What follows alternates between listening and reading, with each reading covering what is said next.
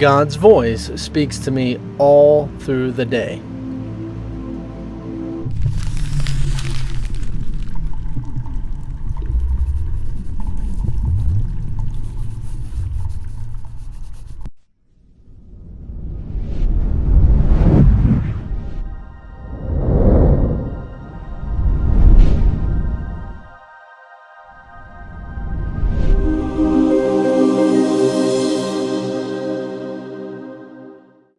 If you're familiar with the text of A Course in Miracles and you've gotten into it at all, it's likely that you've heard of where it is mentioned that the ego's voice always speaks first.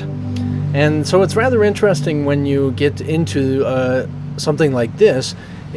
I personally think of this as a fact, just like the previous lesson, but in the sense, also most people think it's more like an affirmation, and it's not.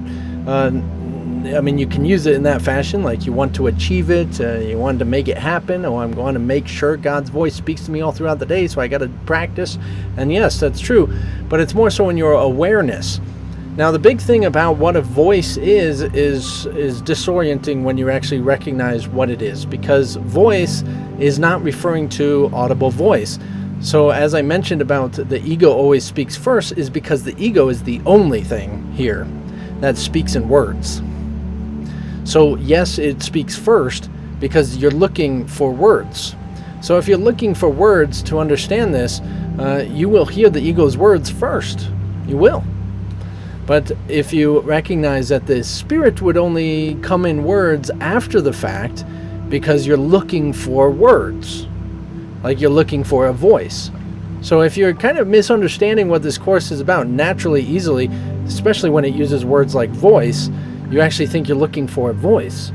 But this is, the voice for God is a continuous, more so sound, even as the sound of Om, of the spiritual universe. This whole totality of the spiritual universe is the representative, speaks for God. It is the voice of God. Okay? So it's more of a representation of God than just a voice. So in this same way, we're practicing what we have in a couple other lessons before, of attempting to get down to the same depth of recognizing God, and yet recognizing a representation of God. So yes, if you're, no matter what it is you're looking for to understand and get God's voice, you're listening, let's say you're hoping God's voice is going to speak in tongues or speak some random language, okay? You're going to find that if you try hard enough, you can find God's voice in another language, in some alien dialect, okay? So it's no matter what you're looking for, you can find it there because it wants you to know the truth.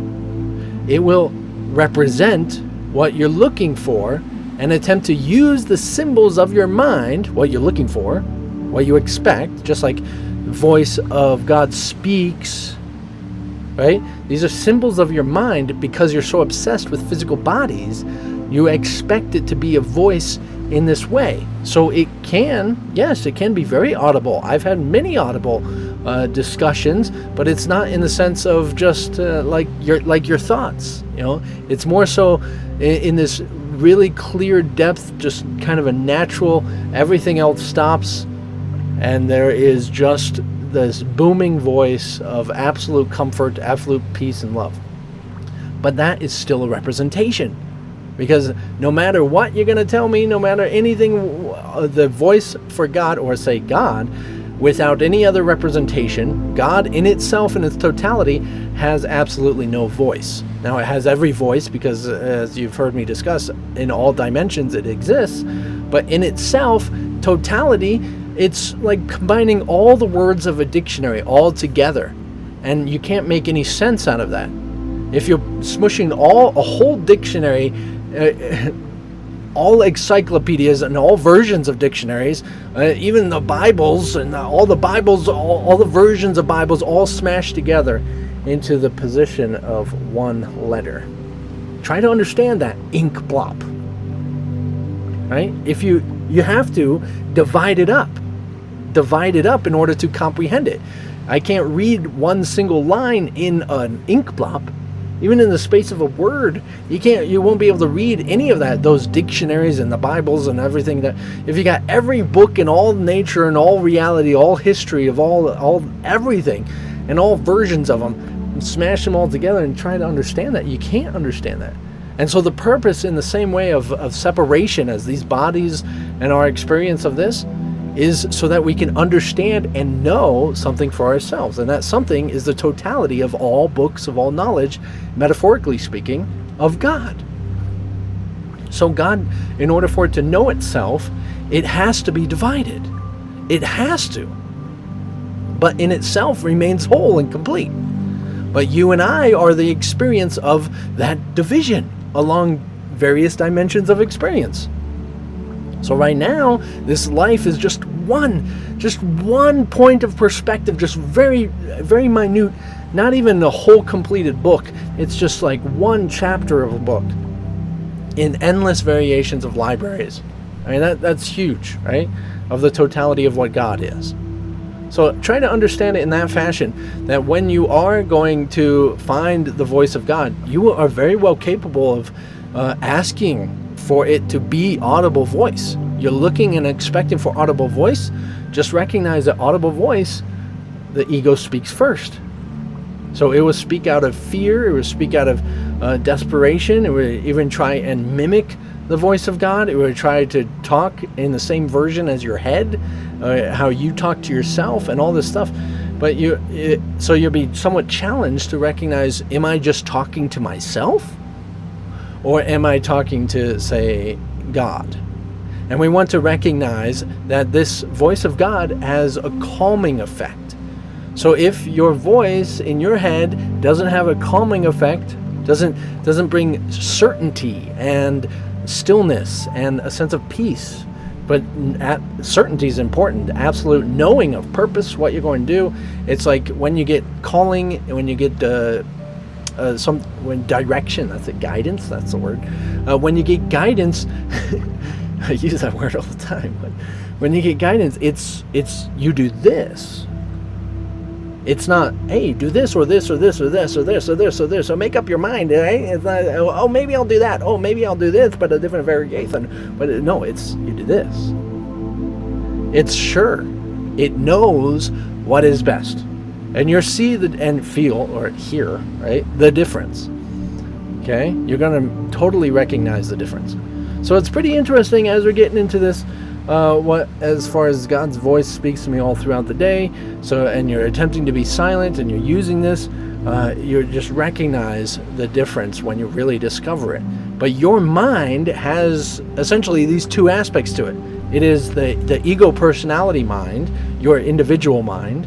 That's really physical, mental, physical brain mind, where it's completely reliant on its history, everything that it's learned. Okay, even knowing all these lessons that we've gone through, right? It's completely reliant on that. And that's why forgiveness is about releasing the history and everything you believed in the past, so you can actually recognize what it is that big mind is. So everybody has this big mind. We're all a part of this big mind, this dreamer's mind. But you can't recognize what that is if you're insisting you're this little mind. This little mind is a distinct experience and purpose. It's true. It's something that we are called and love and enjoy and are experiencing. But it too is just another experience. It will come to an end. And even more so than just your body, but the entirety of the physical perspective in this way, physical reality and construct, all come to an end. Absolutely. But in the same way, you won't. What you actually are will continue on. We've had non-corporeal experiences, non-physical experiences, and we've had corporeal experiences and physical experiences. I mean, I would give you a number of billions before this. And we've had eternity to play with, and we have eternity to play with still. So it's not entirely too much pressure. Got a lot of information coming at you today, but you are definitely capable of recognizing the voice of God.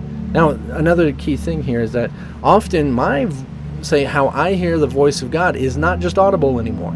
It's visual, It's tactical. It's sensory. It's smelling and taste. It's everything.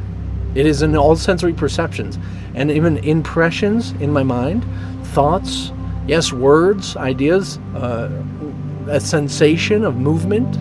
It comes in all sorts of different ways. It is not a basis of if someone else is coming from the Spirit.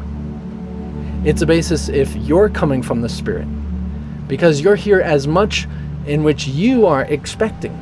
So if you're really tuned into the Spirit, for an example, if you're really looking for, really tuned in, wanting for guidance from everything, you will hear any random sentence from anyone's mouth as guidance. It doesn't matter what they're talking about. It would just click in your mind, and you'll find that guidance there. So the more in tune with it, and I say guidance, it's not just being completely sure perspective guidance, but in the sense of also your relationship with God. You're here and see your relationship with God, with everything and everyone, all the time. That's when you're actually in it. There's no distinction between are they in the Spirit, are they coming from Spirit or ego? Are they coming from Spirit or ego? It's really, am I coming from Spirit or ego? Well, if I'm making a decision like that, I'm definitely not sure. It's more like, am I in Spirit or ego, this ego, that ego, this ego, that into Spirit, that ego, and then you're just not making, you have no idea what you're talking about, and that's perfectly fine. I mean, most people don't, right? We're actually designed to be in this world of crazy. And you gotta have a crazy mind to be in a crazy world, right? We want to experience this perspective, get into that whole nother depth. But so hopefully that made sense.